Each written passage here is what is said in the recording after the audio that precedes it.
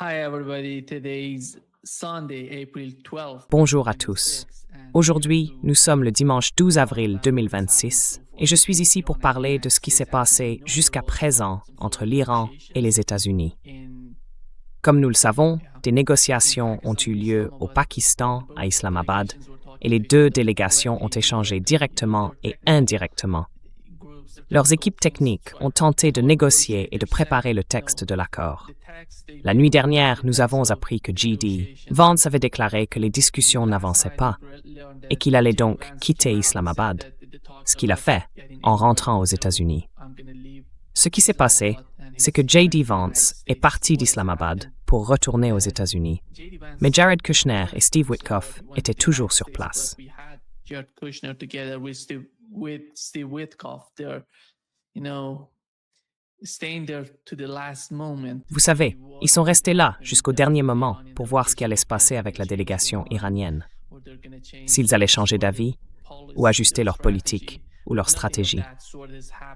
Mais rien de tout cela ne s'est produit, car ce que les États-Unis demandaient dépassait en quelque sorte ce à quoi l'Iran s'attendait. Et en gros, ce que nous avons appris jusqu'à présent, c'est que, je ne peux pas vraiment faire confiance à ce que publient Axios ou les médias traditionnels, parce qu'ils créent une sorte de rhétorique. Ils essayent d'influencer et de manipuler l'opinion publique, à la fois aux États-Unis et à l'étranger, en Europe, ici en Amérique latine. Ils essayent de façonner un nouveau récit. Europe, here in Latin America, they're trying to make new rhetorics. They're not trying to report basically what has happened. Ils n'essaient pas vraiment de rapporter ce qui s'est réellement passé ou ce qui n'a pas fonctionné. Ce que nous avons appris du côté iranien jusqu'à présent, selon des informations d'Axios, c'est que les États-Unis voulaient mettre fin au système de péage qu'applique l'Iran dans le détroit d'Ormuz. Mais le véritable enjeu était ailleurs. En réalité, les États-Unis voulaient partager les bénéfices de ce système de péage. En somme, tirer profit du détroit d'Ormuz. L'Iran a répondu non, cela n'arrivera pas. Le deuxième point concernait l'enrichissement, l'uranium enrichi. Ils voulaient qu'il soit expédié hors d'Iran.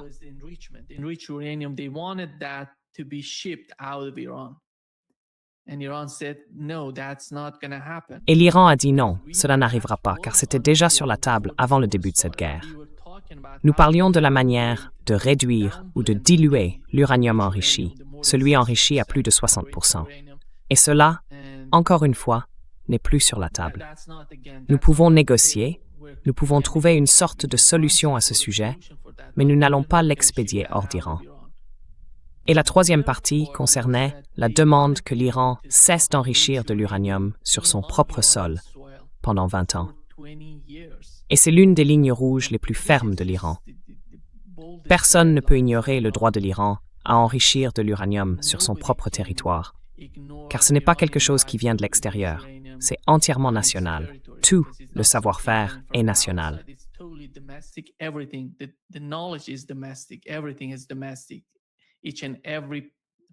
Tout est national. Chaque composant, chaque pièce d'équipement et d'infrastructure, chaque centrale nucléaire est iranien. Ils les ont construites à partir de rien, depuis le début. Alors, revenons un peu en arrière. Comment en est-on arrivé là? Que s'est-il passé? Pourquoi l'administration Trump a-t-elle entamé cette négociation? Il a essayé de tendre la main au camp iranien pour discuter avec eux.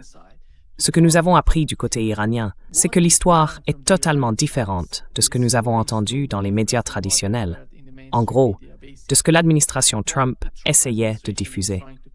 Et lorsque Donald Trump a déclenché la guerre le 28 février, il semble que celle-ci ne se déroulait pas comme il l'avait prévu. Et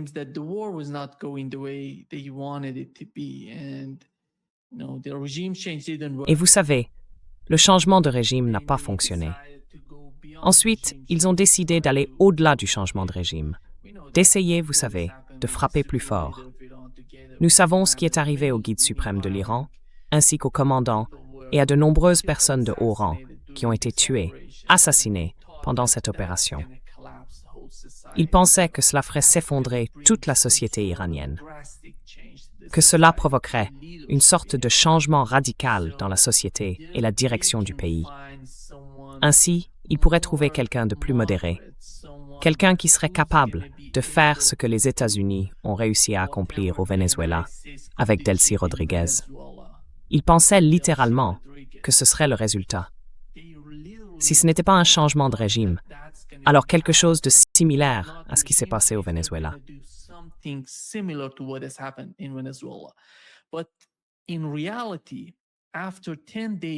Mais en réalité, après 10 ou 12 jours de cette guerre, ils en sont arrivés au point où cela ne fonctionnait tout simplement plus.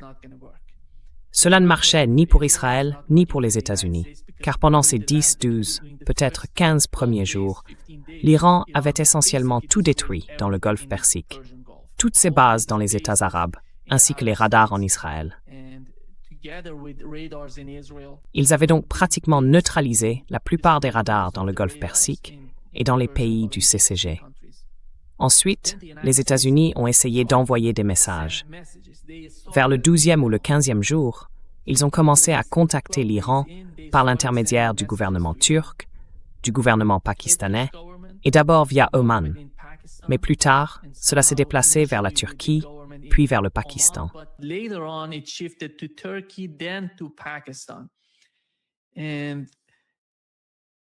Ils ont commencé à envoyer des messages à l'Iran encore et encore, 2, 3 fois par jour, ou comme l'a dit la partie iranienne, 2 ou 3 fois par jour. Le gouvernement pakistanais n'arrêtait pas de les appeler en disant « Parlons, négocions, trouvons une sorte de solution ». C'était tout le plan de l'administration Trump. Il faut comprendre ce qui s'est passé avec Donald Trump, comment il ne cessait de lancer ses ultimatums. 48 heures, 5 jours, 10 jours, puis retour à 48 heures, puis mardi à 20 heures. Il y a une histoire derrière tout cela. Ainsi, pendant ces messages envoyés à la partie iranienne, ils ont dit avoir transmis ce plan ou cette proposition en 15 points aux Iraniens, ce qui n'avait aucun sens. C'était totalement irréaliste. Cela n'avait tout simplement aucun sens pour les Iraniens.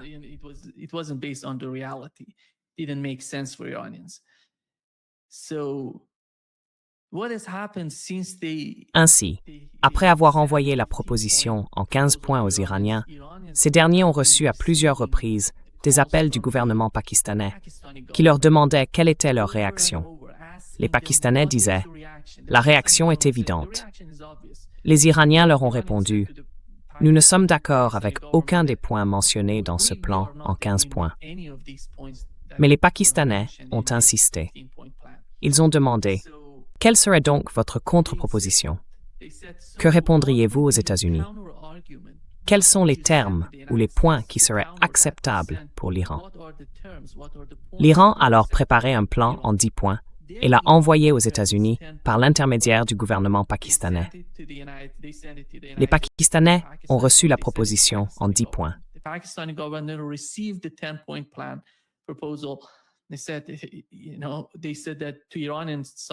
Ils ont dit à la partie iranienne qu'ils pensaient que les États-Unis n'allaient pas accepter ces points, mais qu'ils les enverraient tout de même à Washington. Ils les ont donc transmis à l'administration Trump. Et voici le moment dont Donald Trump parlait, l'ultimatum de 48 heures. C'est littéralement à ce moment-là qu'ils ont reçu le plan en 10 points. Ils n'arrêtaient pas de dire 48 heures, 5 jours, 10 jours, puis de revenir à 48 heures, parce qu'ils réfléchissaient à la proposition en 10 points du gouvernement iranien. Pendant ces jours-là, Donald Trump avait planifié ce raid en Iran. L'un de ses derniers objectifs était d'attaquer l'Iran, de faire quelque chose sur le terrain, car on leur avait dit qu'environ 50% de l'uranium enrichi se trouvait à Natanz, à Ispahan. Ils pensaient donc pouvoir s'y rendre, le récupérer et sortir d'Iran.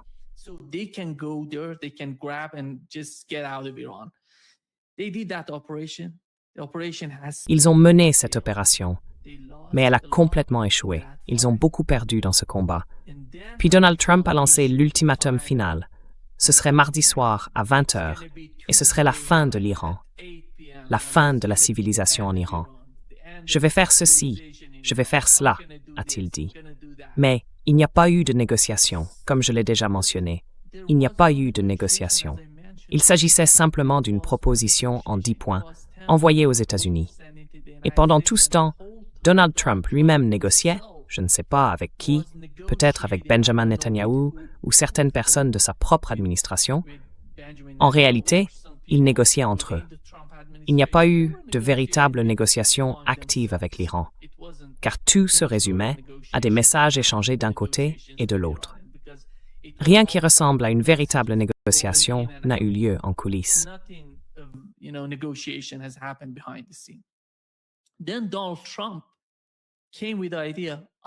Puis Donald Trump a eu l'idée. Je vais accepter la proposition en 10 points. Parlons-en. La partie iranienne a répondu. Non, cela ne va pas se passer comme ça. Vous allez le publier sur votre réseau social. Vous allez poster que la négociation sera fondée sur cette proposition en 10 points. Il l'a mentionné dans une publication. Il a même repartagé le message du ministre iranien des Affaires étrangères sur X, acceptant, réitérant ou confirmant ce dont parlait la partie iranienne. C'est la principale raison pour laquelle la partie iranienne a décidé de poursuivre cette négociation à Islamabad. Elle ne voulait pas s'y rendre au départ. Ainsi, à ce moment-là, juste avant que la délégation iranienne ne parte pour Islamabad, c'était l'un des éléments essentiels. Ils avaient des conditions préalables.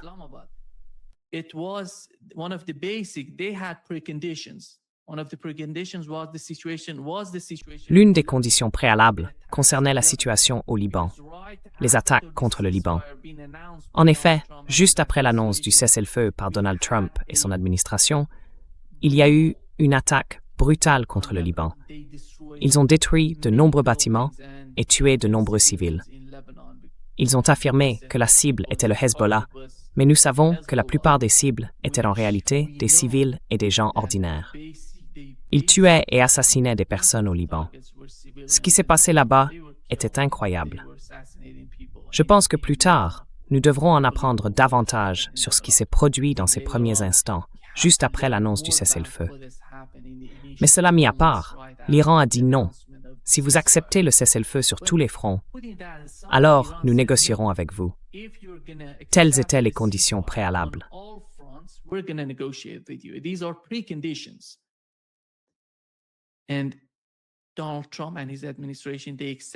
Et Donald Trump et son administration ont accepté.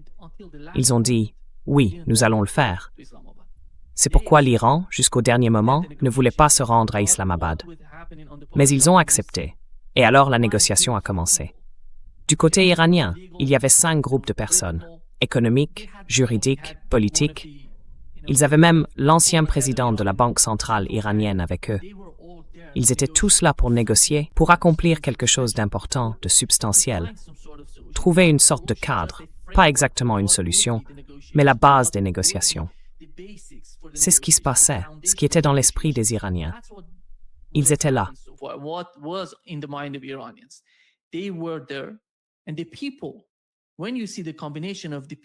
Et quand on regarde les personnes dans ces délégations, cette délégation qui se rend à Islamabad, on voit surtout ceux qui avaient critiqué le JCPOA.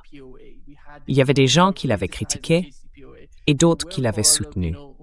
Je parle du plan d'action global commun, l'accord nucléaire entre l'Iran et les États-Unis sous l'administration Obama. Donc, tout le monde était là. C'était des personnes capables de conclure un accord, un cadre pour les prochaines discussions entre les États-Unis et l'Iran. Ce que nous savons, c'est que l'administration Trump était entièrement concentrée sur la conclusion d'une sorte d'accord. Mais qu'est-ce que ça signifie, conclure un accord? Quel genre d'accord cela aurait-il été?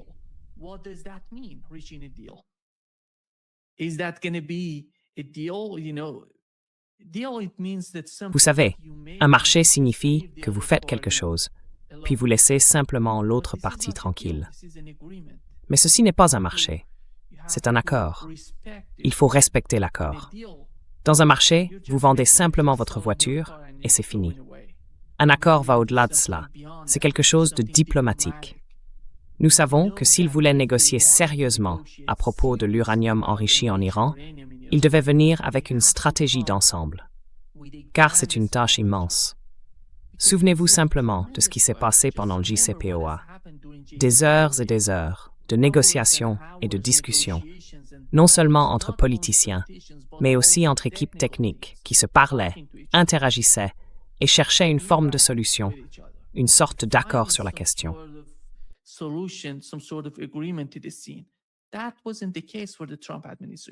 Ce n'était pas le cas avec l'administration Trump. Ces gens-là n'étaient pas sérieux au sujet des négociations. Ils voulaient simplement conclure un accord, en tirer profit, bénéficier de tout ce qui se passait. Parce qu'après tout, ce qui leur importait le plus, c'était le pétrole, l'énergie et l'argent que Donald Trump allait recevoir. C'était tout le programme du côté de Trump. Il ne négociait pas sérieusement. C'est pourquoi l'Iran a demandé, non pas Jared Kushner avec Steve Whitcomb, mais quelqu'un d'autre de participer à ces négociations, à savoir J.D. Vance. Il pensait que J.D. Vance pourrait faire une certaine différence dans les discussions.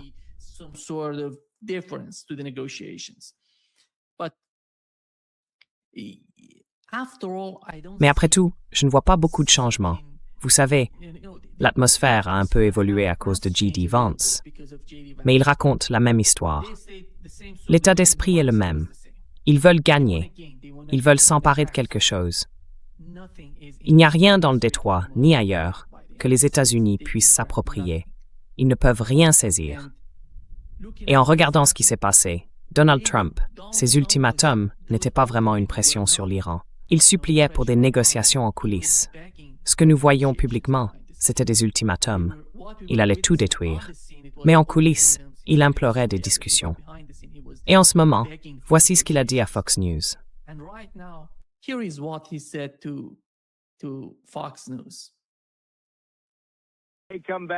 Ils reviennent et nous donnent tout ce que nous voulons. Et j'ai dit à mon équipe, je veux tout. Je ne veux pas 90%, je ne veux pas 95%. Je leur ai dit, je veux tout. What does that mean? Everything. Qu'est-ce que cela signifie? Tout.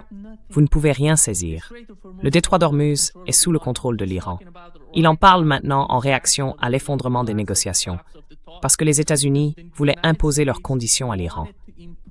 Ils ont littéralement ignoré leur accord sur la proposition en 10 points, littéralement, car c'était le cadre de référence.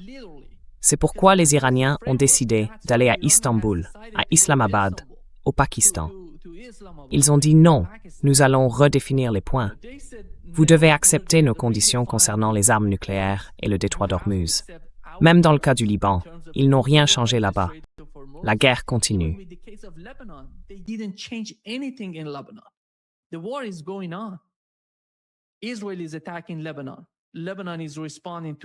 Israël attaque le Liban et le Liban répond aux attaques israéliennes. Donc ils n'ont rien fait. En ce moment, Donald Trump parle d'un blocus total de l'Iran. Alors, qu'est-ce que cela signifie? Une nouvelle guerre. Ce type n'a pas compris que l'Iran n'est pas le Venezuela. Il pensait pouvoir faire la même chose avec l'Iran, un changement de régime, comme il l'a fait au Venezuela. Mais l'Iran a jusqu'à présent prouvé qu'il n'est pas le Venezuela. Sur le plan intérieur, militaire, économique, ils sont complètement différents. Ils ne se ressemblent même pas un peu. Rien ne les relie. Je comprends le Venezuela, c'est en Amérique latine. Je connais le pays, je sais comment il fonctionne. Cela n'a rien à voir avec l'Iran.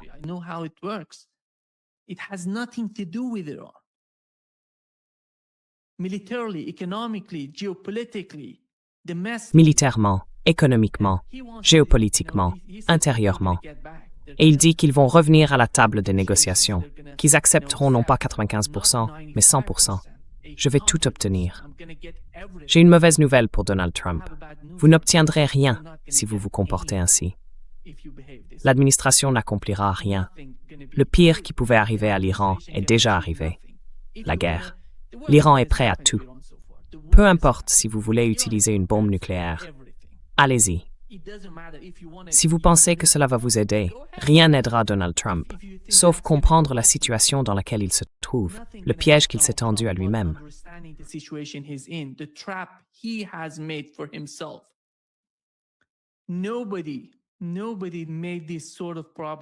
Personne n'a créé ce genre de problème pour Donald Trump, pour l'Amérique, pour les États-Unis. C'était un piège tendu par les Israéliens.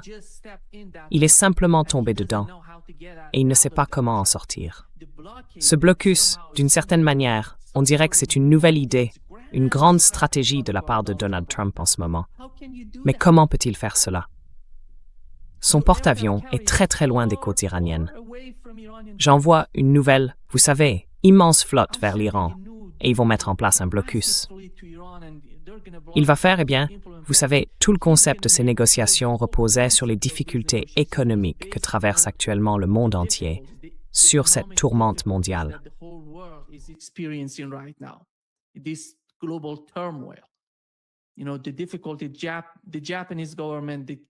Vous savez, la difficulté, le gouvernement japonais, le gouvernement en Corée du Sud, les Européens, tous ressentent la pression, la tension, le stress de cette guerre. Vous savez, c'est pas la même chose en Asie. Alors, Donald Trump, au lieu de faciliter les choses, souvenez-vous, il venait tout juste de lever les sanctions sur le sol iranien en réaction à ce qui s'est passé dans le détroit d'Ormuz. Maintenant, il nous dit qu'il va faire le contraire. Il va augmenter la tension dans le détroit d'Ormuz, qui va affronter tous les pays du monde.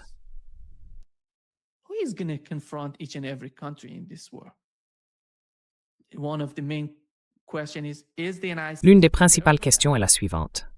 Les États-Unis sont-ils prêts pour cela? Allez-y, faites-le. Comment est-ce possible? Il faut rester très loin des côtes iraniennes, car ils vont vous frapper. Ils vont vous frapper durement. Ce ne sera pas facile. Vous savez, c'est même pas clair, parce qu'ils parlent maintenant du Venezuela. Je vais faire la même chose que j'ai faite au Venezuela. Ce blocus, rien ne rentre, rien ne sort. Vous ne pouvez pas faire ça. L'Iran n'en a pas besoin. S'il s'agit d'un blocus total du détroit d'Ormuz, l'Iran peut utiliser d'autres frontières, au nord, à l'est, à l'ouest. Ils en sont capables, essentiellement vers le nord.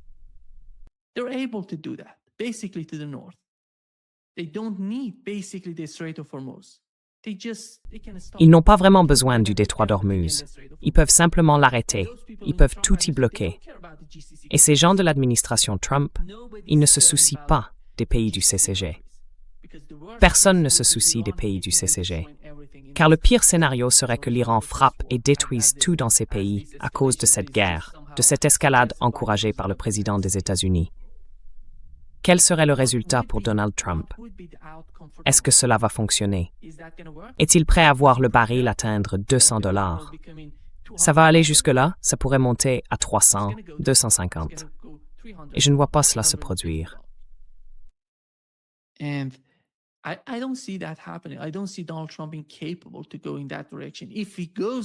ne vois pas Donald Trump comme incapable d'aller dans cette direction. S'il choisit cette voie, c'est une mission suicide pour lui. C'est du suicide. Cela ne va pas l'aider. Cela ne va pas mettre ton public à genoux. Ce n'est pas une stratégie. C'est une forme de suicide. Tu es pris au piège et tu décides de souffrir à cause de ce piège. L'Iran t'aide. Je crois que ceux qui sont allés à Islamabad ont, d'une certaine manière, aidé Donald Trump à sortir du piège qu'il s'était tendu lui-même, ou que Netanyahou lui avait tendu. Mais il semble qu'il soit tellement heureux avec Netanyahou. Le type, littéralement quelques heures après l'annonce du cessez-le-feu, a attaqué le Liban et tout détruit.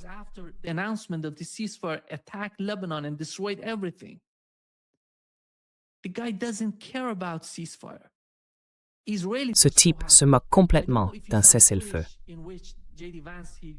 Les Israéliens sont ravis. Je ne sais pas si tu as vu les images où J.D. Vance, avant de quitter Islamabad, a prononcé une sorte de discours. Il a évoqué ce qui se passe avec les négociations. On voit Jared Kushner et Steve Witkoff arriver et on voit le sourire de Jared Kushner. Ils sont heureux, ils ne veulent pas de négociations. Ils ne considèrent pas les négociations comme bénéfiques pour Israël. Ils veulent y mettre fin. Ils veulent intensifier le conflit. Quant aux soldats américains qui se battent pour Israël, cela leur convient, parce qu'ils veulent tout pour Israël. Ils sont prêts à tout sacrifier.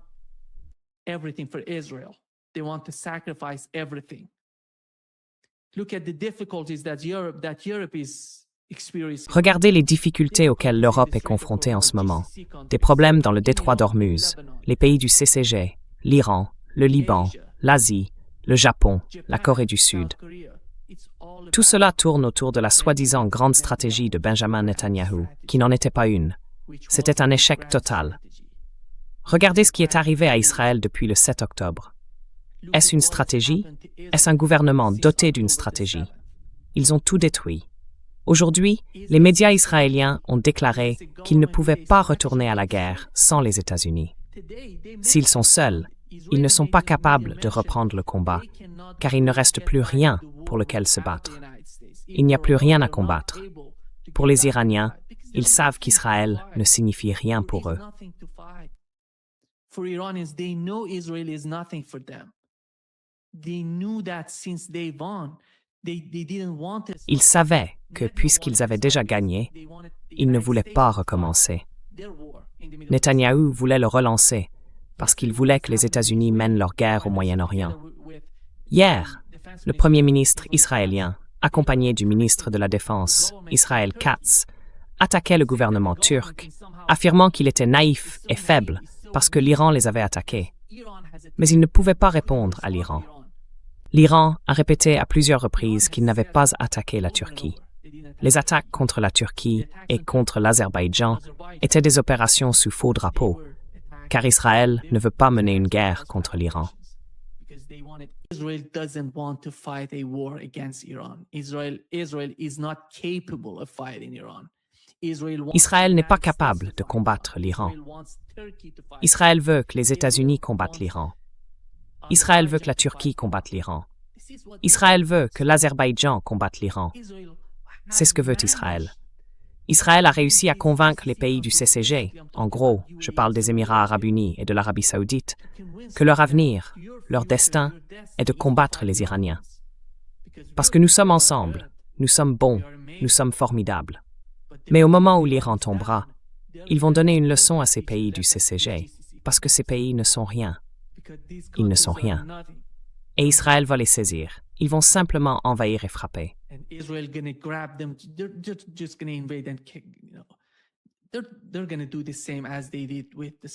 Ils vont faire la même chose qu'ils ont faite avec la partie sud de la Syrie.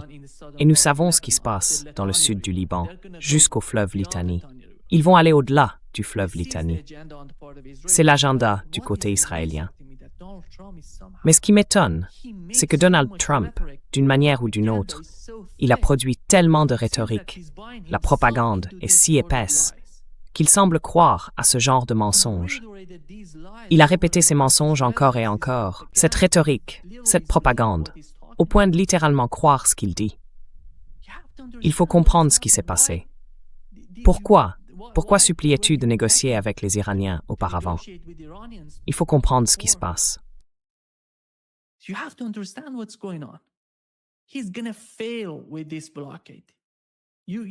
Il va échouer avec ce blocus. Vous allez vous souvenir de ce que Donald Trump essaie de faire. Il a tout tenté. Le changement de régime a échoué. L'ingénierie sociale en Iran a échoué. Une sorte de coup d'État en Iran a échoué. Peu importe combien d'Iraniens ou de responsables vous allez assassiner ou écarter de la scène, cela ne change rien. L'Iran sait ce qu'il veut. L'Iran sait qu'il se défend, car l'Iran n'est pas l'agresseur. L'Iran défend sa souveraineté. Et l'Iran n'est pas, vous savez, militairement ou économiquement, comme le Venezuela. Nous savons que le peuple vénézuélien n'est pas satisfait de sa situation. Mais le gouvernement n'a pas pu éviter ce que Donald Trump avait prévu pour lui. Et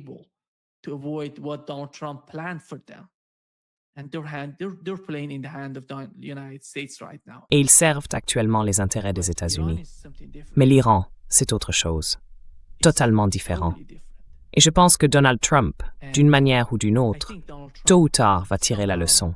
Il pourrait choisir l'escalade. Il pourrait attaquer l'Iran. Mais le blocus n'aura pas lieu. Vous verrez des destroyers américains, des navires américains couler dans le golfe Persique ou au-delà, dans la mer d'Arabie, parce qu'ils seront totalement sous le feu iranien. L'Iran peut tout faire.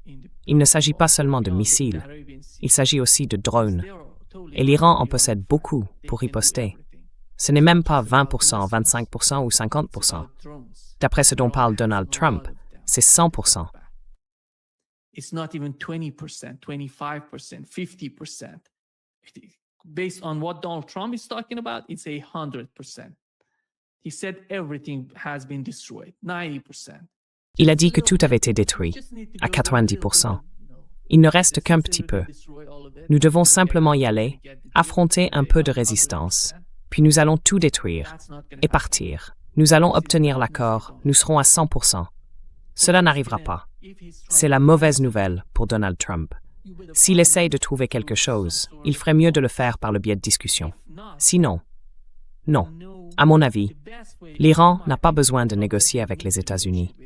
L'Iran n'a pas besoin d'aller nulle part. L'Iran doit faire comprendre aux États-Unis tout ce qu'ils demandent. Le plan en 10 points ne changera rien. Vous ne verrez aucun changement du côté iranien. Certaines questions techniques peuvent être discutées par des équipes techniques en ce qui concerne le programme nucléaire iranien.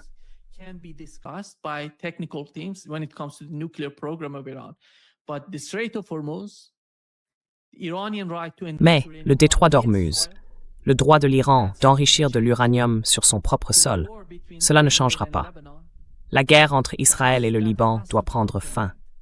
Aucune négociation à ce sujet. Ce sont des conditions fermes de la part des Iraniens. Et Donald Trump n'a pas d'autre choix que de comprendre la position iranienne. Je pense que quelqu'un dans l'administration Trump doit décrire la situation sur le champ de bataille.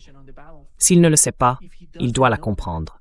Le problème, c'est qu'il pense littéralement que 80%, 90% des missiles iraniens, missiles balistiques, drones, systèmes de défense aérienne, tout, ont été détruits.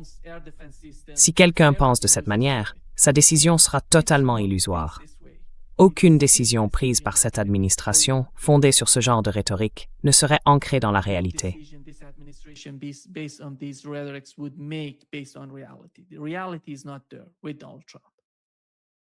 La réalité n'est tout simplement pas là avec Donald Trump. Et après tout, je ne vois pas de négociation. Vous savez, ces gens qui étaient à Islamabad, qui pensaient d'une manière ou d'une autre que ce type, J.D. Vance, allait être une personne sérieuse avec qui négocier. Ils ne le pensent plus du tout. Parce que c'est un énorme risque pour les Iraniens. Rappelez-vous, regardez la délégation iranienne qui s'est rendue à Islamabad. C'est un risque énorme pour eux d'y aller et d'en revenir, car ils sont en plein milieu de cette guerre. Ils savent comment Israël se comporte. C'était un grand risque de leur part d'aller à Islamabad. Mais ils ont pris ce risque. Ils l'ont fait parce qu'ils pensaient que l'administration Trump était sérieuse. Ces gens-là ne le sont pas. Peu importe qui négocie avec les Iraniens. Et je pense que ce sont aussi de grandes leçons pour les Russes.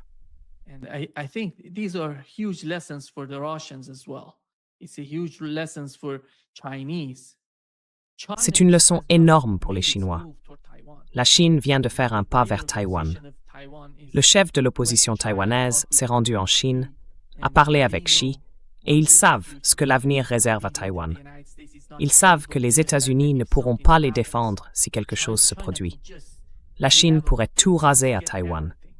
C'est une décision que le gouvernement taïwanais, que Taïwan lui-même, doit prendre.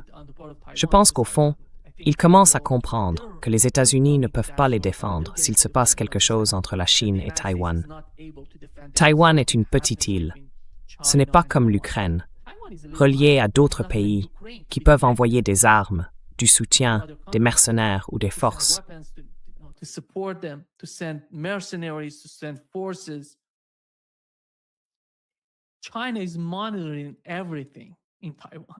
La Chine surveille tout à Taïwan. Ils connaissent chacun de leurs mouvements. Ainsi, le gouvernement taïwanais comprend. Je pense que la guerre au Moyen-Orient a apporté une certaine lucidité à la direction de Taïwan, l'incitant à chercher une solution politique au conflit, au désaccord entre Taïwan et la Chine. Mais cela n'existe plus. Donald Trump ne pourra rien y faire. C'est irréversible. On voit Taïwan se rapprocher de plus en plus de la Chine au fil du temps. Mais le Moyen-Orient revêt une grande importance. Quelle serait la réaction du gouvernement chinois? Quelle serait la réaction de l'Inde?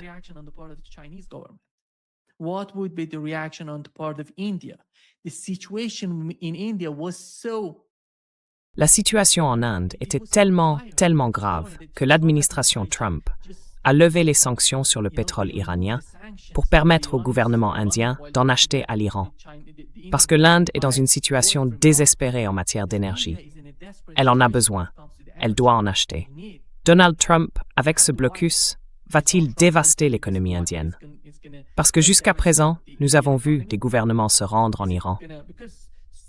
Essentiellement le gouvernement japonais, et vous savez, l'envoyé sud-coréen se rendre en Iran pour négocier à propos de ce nouveau mécanisme dans le détroit d'Ormuz, le péage, vous savez, le poste de péage auquel l'Iran pense. Et l'Iran leur fait payer.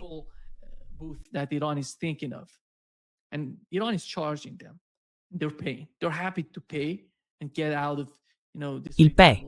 Ils sont heureux de payer et de traverser le détroit d'Ormuz.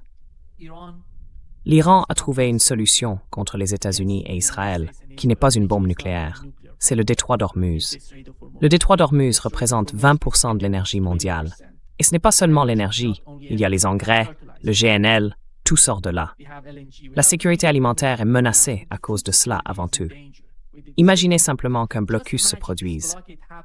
Alors, que se passerait-il à Bab el-Mandeb en mer Rouge? Cela ne fait pas partie de l'équation. Cela n'a pas encore fait partie du jeu jusqu'à présent. Et ils vont créer un nouveau bloc, une nouvelle sorte de gestion pour Bab el-Mandeb.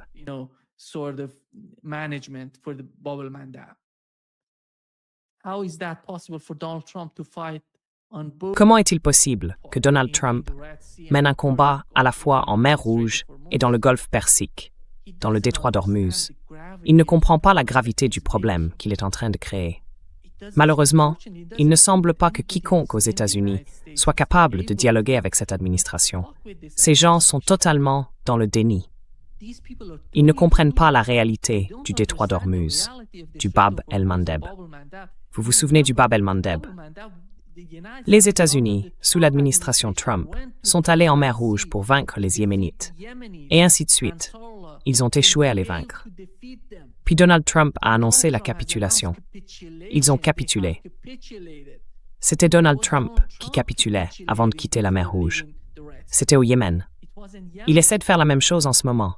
Il essaie d'en rajouter. Il ne cherche pas de solution.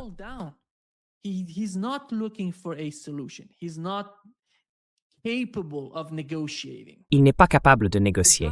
Ce type n'a rien négocié jusqu'à présent. Ni pendant la première administration, ni pendant la seconde.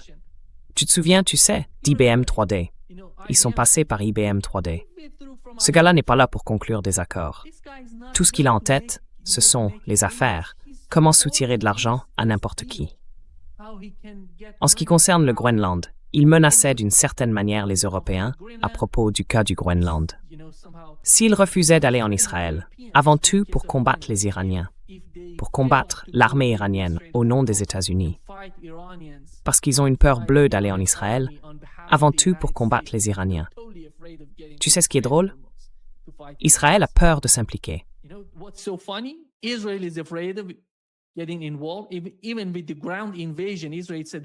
Même avec l'invasion terrestre, Israël a déclaré « Nous ne participerons pas à l'invasion terrestre. Ce seront les Américains, des Marines américains, des soldats américains qui iront là-bas. » Israël envoie les États-Unis. Les États-Unis n'ont rien fait. Ils essayent de faire pression sur les Européens pour qu'ils aillent combattre les Iraniens dans le détroit d'Ormuz. Ça devient tout simplement ridicule.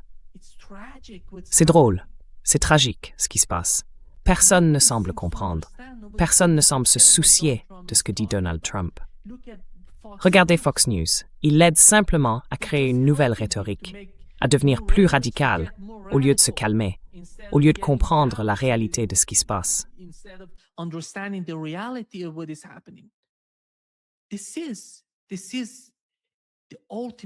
C'est l'échec ultime de l'Empire américain. Ce sont les signes d'un empire en déclin. Quand on parle d'un empire en déclin, ce sont ces signes-là. Tout s'effondre. Et le type dit « Je gagne, je gagne ». C'est la plus grande victoire de l'histoire des États-Unis. Quand on voit un tel décalage avec la réalité, on commence à comprendre à quel point cette administration devient délirante. Rien. Le détroit d'Ormuz était ouvert avant le début de cette guerre. Il ne l'est plus. Les États-Unis ne peuvent pas rouvrir le détroit d'Ormuz par la force. Rien ne peut se passer. Il est si facile pour l'Iran de contrôler le détroit d'Ormuz. C'est si difficile.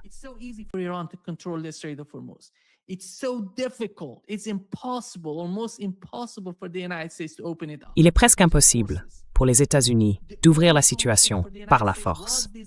La seule solution pour eux était la négociation. Mais ils ont échoué à négocier de bonne foi. C'est la réalité de ce qui se passe. Je ne sais pas ce qui va suivre. D'après ce que je comprends, chaque fois que Donald Trump essaye d'escalader, il fait semblant de le faire. Mais en réalité, il est derrière tout cela et s'effondre. Ce sont des signes d'effondrement, des signes de panique quand on parle ainsi. Je vais envoyer une flotte massive dans le golfe Persique autour de l'Iran pour imposer un blocus total à l'Iran. Rien ne rentre, rien ne sort. Ils ne vont pas survivre à cette situation. Il ne comprend même pas l'Iran. He doesn't even understand Iran. He doesn't know the geography, the basics. Il ne connaît pas la géographie ni les bases. Je ne comprends pas comment on peut laisser le président des États-Unis parler de cette façon. C'est regrettable ce qui se passe. Et j'espère qu'il y a des gens capables d'influencer Donald Trump. Jusqu'à présent, je n'ai vu personne capable d'aller dans cette direction. Parce que ses meilleurs amis en ce moment, ce ne sont pas des gens réalistes. Ce ne sont pas ceux qui l'ont soutenu pour gagner cette élection. Même Charlie Kirk n'est plus là. Tout le monde sait ce qui est arrivé à Charlie Kirk. Celui qui est là pour l'aider, c'est Tucker Carlson. Celui qui se soucie des États-Unis, c'est Tucker Carlson. Et des gens comme Tucker Carlson. Who cares about the United States is Tucker Carlson and the people like Tucker Carlson. They're not, we don't have many of them. Ils ne sont pas nombreux, nous n'en avons pas beaucoup qui soient influents, proches, capables de communiquer avec l'administration Trump. Mais personne. Cette administration a perdu sa capacité, sa faculté de parler avec les gens qui l'aimaient, qui ont travaillé pour elle, qui l'ont soutenue. Cela n'existe plus. Qui donc? Laura Loomer est conseillère auprès de l'administration Trump. Mark Levin, voilà les personnes. Lindsey Graham, vous vous souvenez que Marjorie Taylor Greene défendait Donald Trump quand personne d'autre n'était là, quand personne ne se levait pour le défendre. Au pire moment de Donald Trump aux États-Unis, tout le monde était contre lui. Mais Marjorie Taylor Greene, elle, soutenait Donald Trump de toutes ses forces. She was supporting Donald Trump with everything she had. And right now, she is the first enemy of Donald Trump. Et en ce moment, elle est la première ennemie de Donald Trump. Il s'oppose à tout le monde parce que tous les sionistes sont autour de lui. Et l'agenda sioniste n'est pas un agenda américain. L'agenda sioniste n'est pas tourné vers l'avenir, ni vers un meilleur avenir pour les États-Unis. Il s'agit entièrement du Grand Israël. Il s'agit de l'agenda du Grand Israël qui a échoué et continue d'échouer. La rupture ne se produit pas seulement aux États-Unis avec Donald Trump. Nous avons vu hier Benjamin Netanyahu présenter un nouveau plan parlant de l'Iran, du Yémen, de tous ces pays. Comment nous avons, d'une manière ou d'une autre, réussi à les détruire et comment nous sommes en train de les détruire.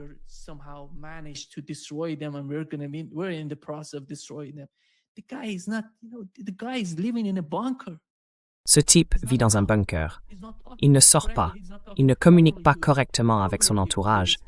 Et d'une manière ou d'une autre, il parle comme s'il avait une grande stratégie, du genre « Je vais apporter un nouveau changement au Moyen-Orient ».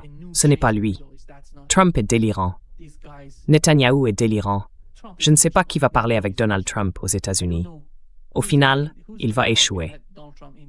Il va voir comment l'économie mondiale réagit à ce genre de blocus dont il parle.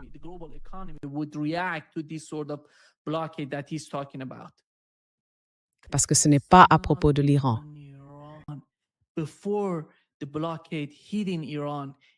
Avant que le blocus ne frappe l'Iran, il va toucher l'économie mondiale d'une manière que Donald Trump n'a jamais imaginée.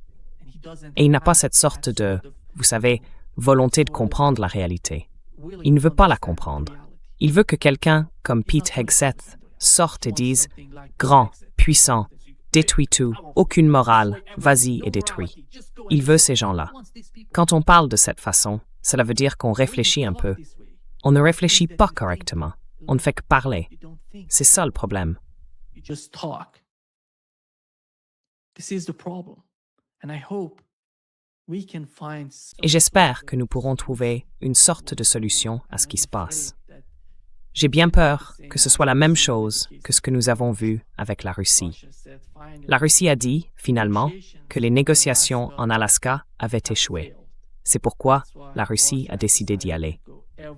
Tout va se décider sur le champ de bataille. Je crois que les Iraniens en sont là aussi, que tout sera réglé sur le champ de bataille. C'est ce qui se passe dans l'esprit des Iraniens en ce moment. Ils sont prêts. Et il a dit, Israël se prépare, se tient prêt à combattre. Allez, allez et combattez. If vous êtes bat, Allez vous battre. Israël n'a plus d'intercepteurs. Les capacités, vous savez, l'Amérique, les États-Unis manquent de missiles de croisière. Ils ont perdu leur capacité offensive avec l'affaire des missiles de croisière. Le système de défense aérienne en Iran va lui réserver une surprise. Ils vont y aller et découvrir comment ces avions de chasse vont être abattus. Et ce sera un nouveau champ de bataille. Et ils sont prêts. Israël est à découvert en ce moment. Ils n'ont pas d'intercepteurs. Peut-être que Benjamin Netanyahou, avant de quitter son poste en Israël, veut raser Israël avant de partir. C'est le principal objectif, je pense. Après tout, regardez ce qu'il a fait jusqu'à présent. Il est littéralement sur cette voie, sur cette trajectoire pour y parvenir. Il fait tout en Israël. Mais Donald Trump, va-t-il y aller avec Benjamin Netanyahou? Est-ce l'Amérique qu'il voulait construire? Est-ce une question de production nationale, toutes ces entreprises qui reviennent, forcées par les tarifs et tout le reste? Est-ce cela, le programme?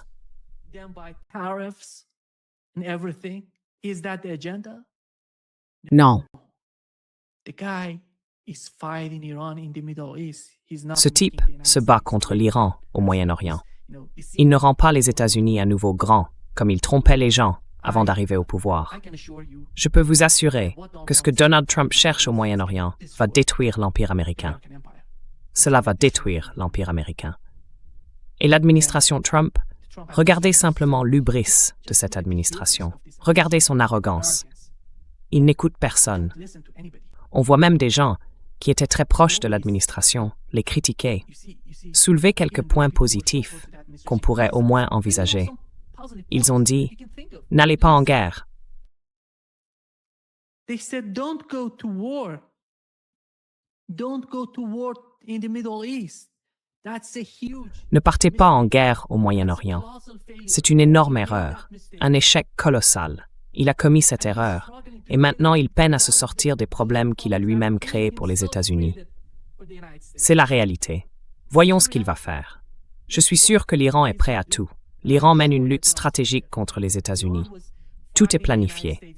À chaque niveau d'escalade, l'Iran a un plan. Ils savent que s'ils font ceci, quelle sera la réponse? Même avec les armes nucléaires. Ils le savent. Je suis sûr qu'ils le savent, parce que je parle avec eux. Je parle avec eux.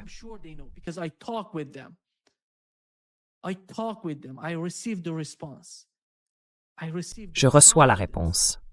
Je vois la confiance dans leurs yeux. Je parle avec eux. Je sais qu'ils sont prêts à tout. Et j'espère que Donald Trump le comprend. Merci beaucoup. Je pense que nous allons en apprendre davantage sur ce blocus et sur ce qui pourrait se passer. Car jusqu'à présent, ce que nous avons entendu du gouvernement britannique, c'est qu'il ne participera pas au blocus. Ils n'aideront pas les États-Unis dans cette politique de blocus, la nouvelle politique, qui n'a rien de politique. C'est une question militaire. Voyons ce qui va se passer. Merci beaucoup. Un grand plaisir, comme toujours. À demain pour un nouveau podcast.